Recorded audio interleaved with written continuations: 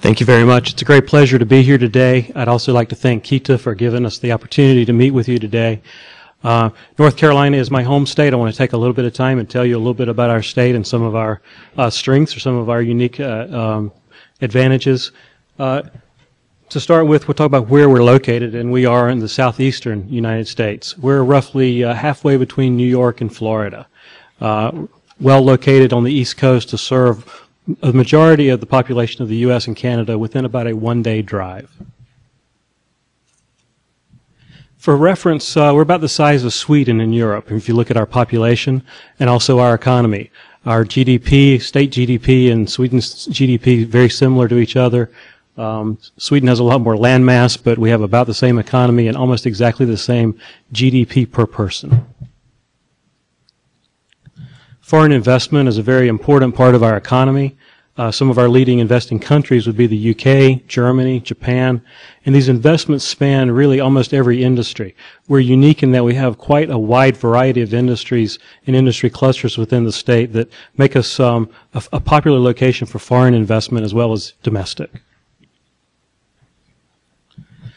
You may have seen this referred to today. This is Site Selection Magazine. This is the main publication in the U.S. for the business of choosing location for business operations. They have an annual survey in which we've been selected the best business climate in America for 9 of the last 11 years. This is a survey, this is made up of a survey of business executives and also results of economic development over the previous year. So this is a combination of people's opinions as well as results of economic development. And we work very hard to maintain a positive business climate. We're very, very proud to have been recognized in this way so many times by Site Selection.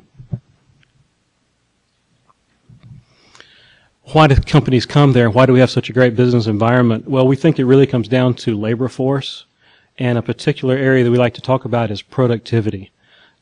North Carolina's workforce is exceptionally productive and efficient. This is a very simple measure. This is the productivity index, where we take total value added by manufacturing divided by the total payroll in manufacturing.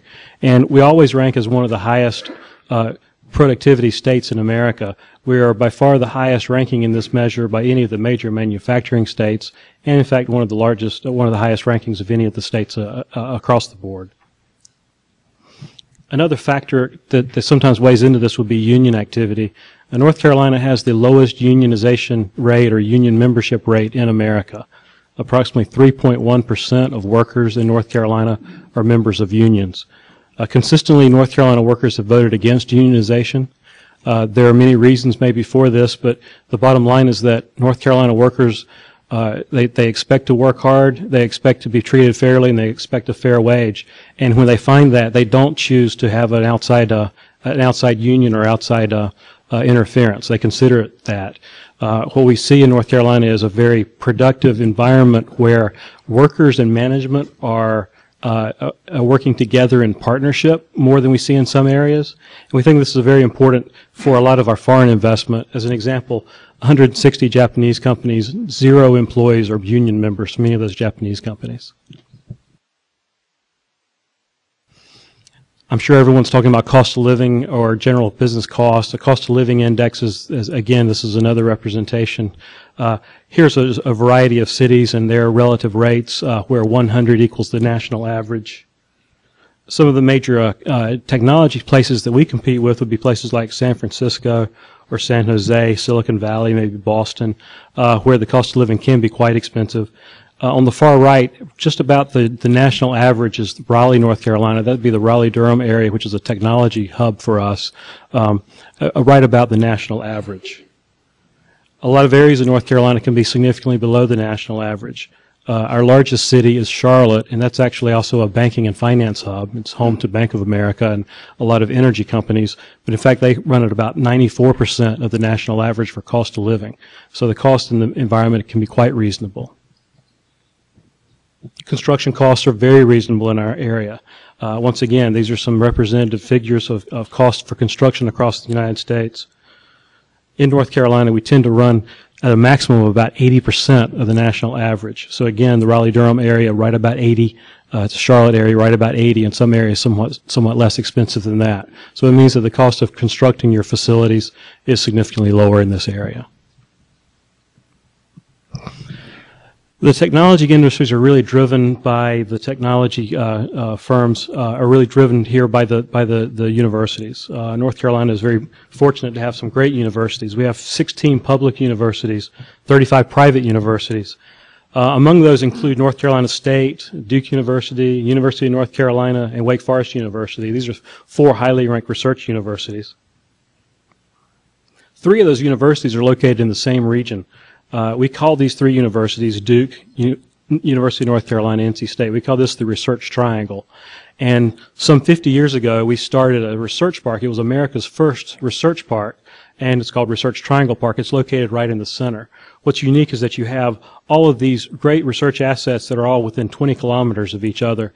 It's been a tremendous driver for the economy of North Carolina, and a lot of the technology industries have chosen to locate around these universities and the other assets that they bring. I'll talk a little bit about a few of the clusters. One is energy. It's kind of a full slide, but there's a lot going on in North Carolina regarding energy. And again, even in the energy cluster, we're looking at a lot of depth and breadth. We're looking at traditional generation, nuclear engineering, a lot of work going on with solar, with biomass, with and more now we're starting to talk more about wind. It's a very robust cluster. Specifically smart grid. We see the smart grid industry is really starting to form and take off in the United States. And the Research Triangle region of North Carolina has developed as the major cluster for firms in the smart grid area. The previous speaker mentioned the Freedom Center. That's a multi-university effort that's sponsored by the federal government. The home university for that is North Carolina State University. And they've created a place that companies can come together on the university campus to do a lot of very exciting work about smart grid technology in many different areas. We also have our home to what will be the largest public utility in America. Our 2 largest energy companies, Duke Energy and Progress Energy, are in the process of merging now. After the merger, the company will be the largest in America. It will be headquartered in Charlotte, North Carolina, and we see a lot of companies that are migrating to the state just to be close to this powerhouse of a public utility. Regarding smart grid, the industry is starting to segment down into different areas, and we have a lot of companies doing work in all of these.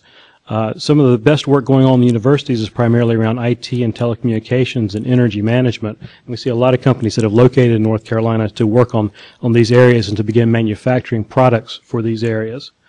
But also in distribution and grid management, advanced metering, transmission enhancement, EV charging. These are all areas we have companies doing a lot of exciting work right now.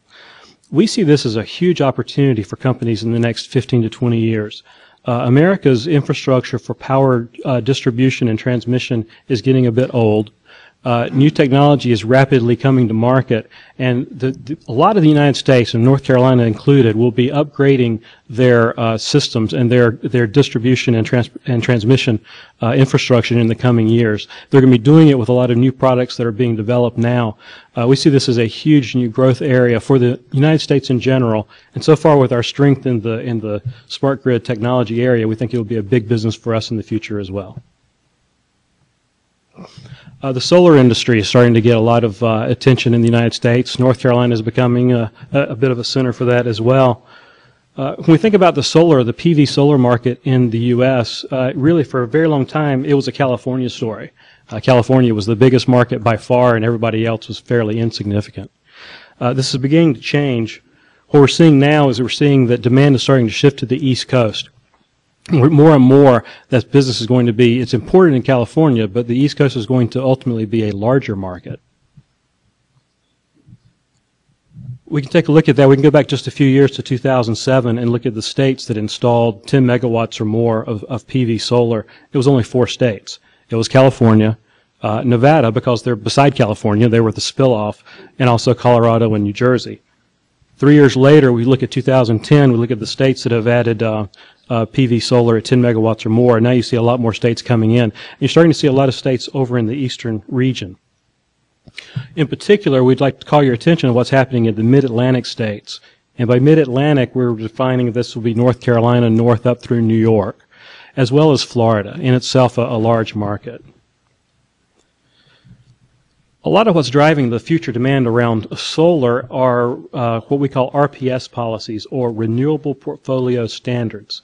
This is legislation state by state, which is determining what the energy mix will be, and they are putting regulations in place that the utilities have to use a certain percentage of renewable energy as their total energy mix.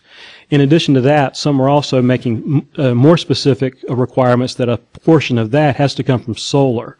And what we're seeing is that a lot of the demand is being driven by these policies that are in place across the country.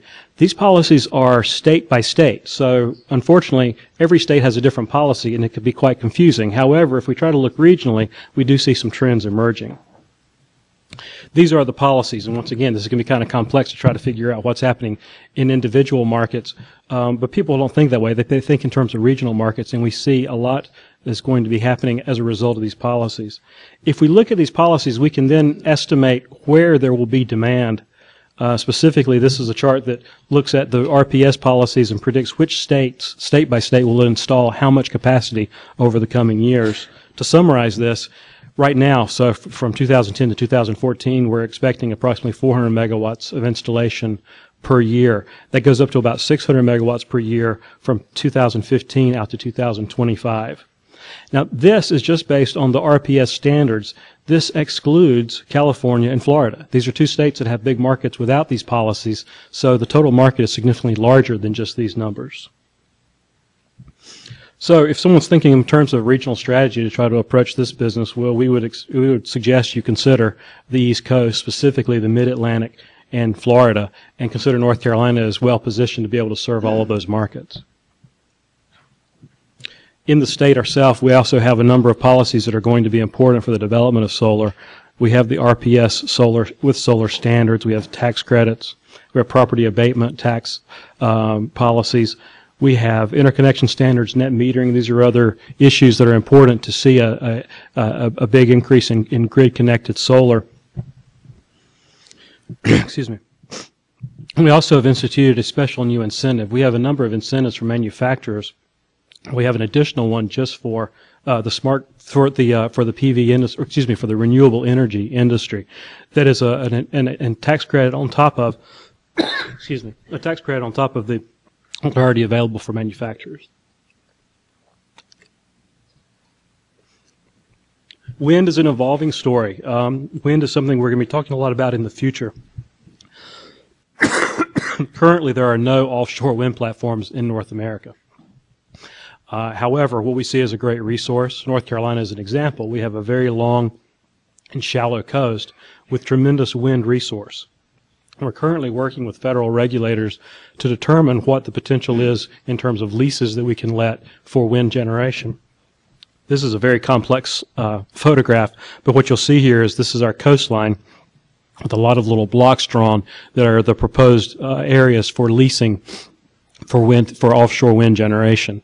We also have some opportunity for some generation over inland waterways that will be somewhat less complicated.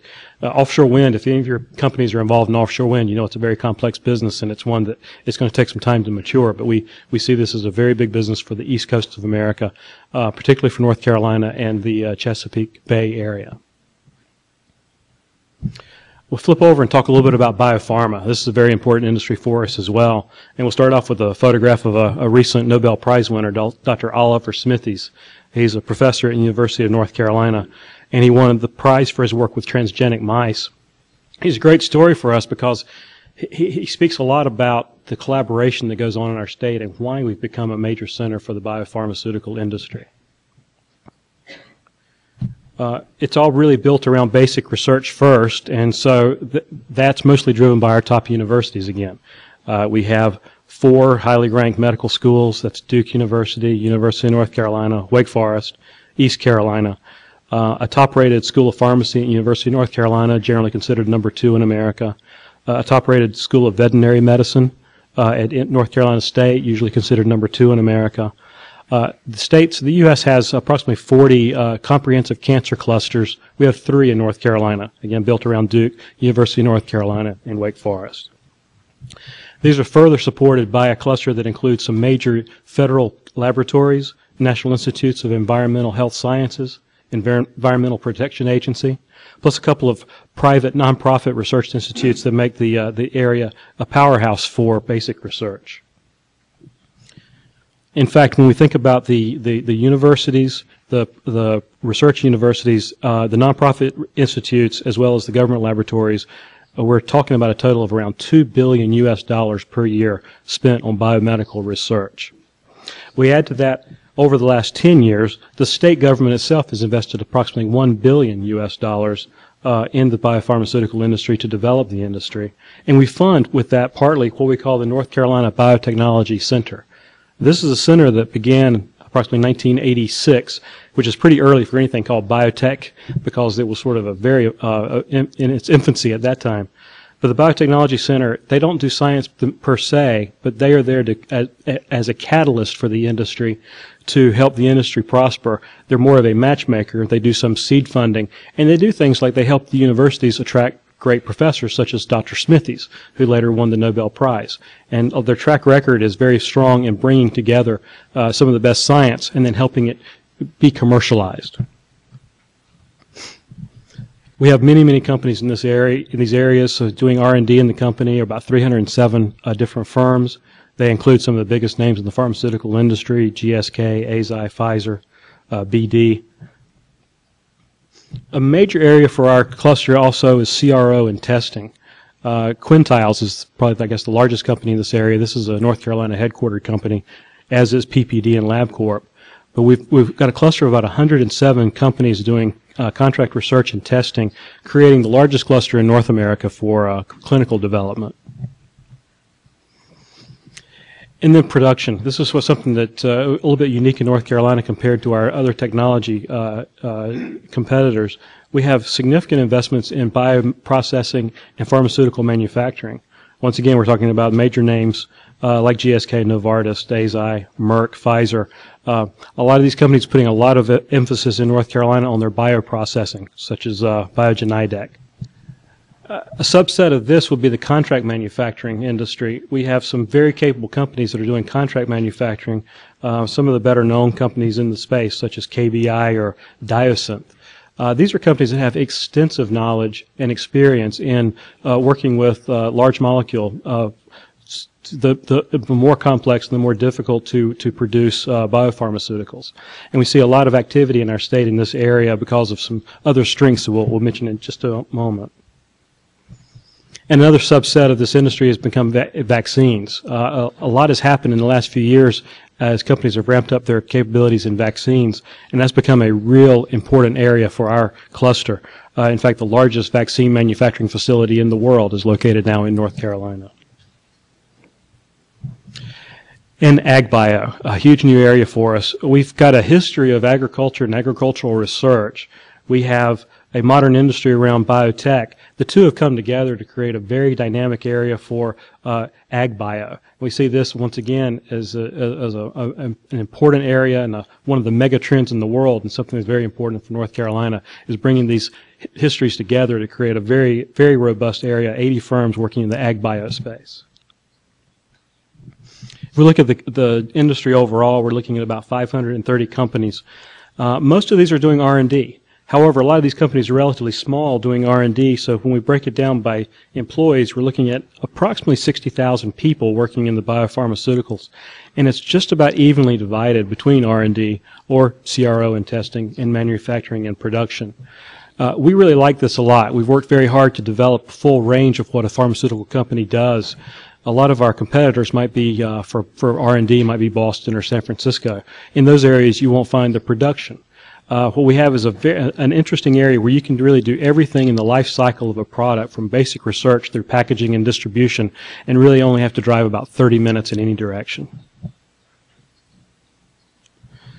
And once again, it all comes down to human capital. A few years ago, this was a benchmarking study that someone paid for to look at the human capital for the biopharmaceutical industry.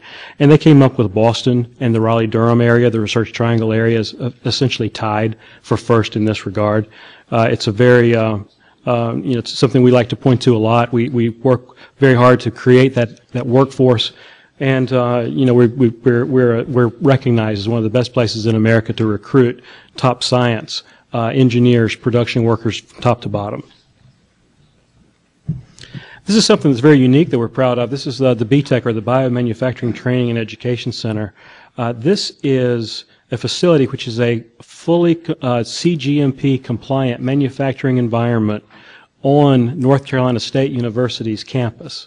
And what we have here is a facility, a fully compliant facility just for training. It's the only facility quite like it anywhere in the world. It was designed by industry for industry. Our partners such as Biotechnology, AZI, companies like GSK, BD, they were helping us design this, what the industry needs and how they need it. And we're using this for all levels of training in the state. Everything from postdocs working on new processes for bioprocessing through using it for the community college students who are learning to be technicians. This is where they come and they glove up, gown up, and actually get experience in a real environment. Something that is open to industry, and we're looking for new ways to utilize it. And costs are also an advantage in this area. So another benchmarking study from a few years back looked at the expense of running an R&D facility of approximately 100 workers for 1 year. And they used this to try to compare costs from around the country. And we came up with some figures such as San Jose, San Francisco, around $12 million annually. Boston dropped down a little bit less than $11 million. Princeton, Raleigh-Durham. We're down at about $8.7 million annually, significantly less than our major competitors, and the cheapest of any major cluster in America. So it's really a combination of finding everything you need in the industry and also finding a very competitive cost environment. I'm going to wrap up there. I really appreciate the chance to speak with you today. Again, my name's Leland Gaskins, and my office is in Tokyo. I travel here frequently and always eager to come and meet with companies. I'll recognize my colleague, Mr. S.H. Bay, who is our local representative here, and also include the name of our colleague back in North Carolina, who would be very pleased to host you on your visit. We appreciate the opportunity to speak with you. I'll leave you with a few nice photographs of North Carolina, and I thank you very much for your time.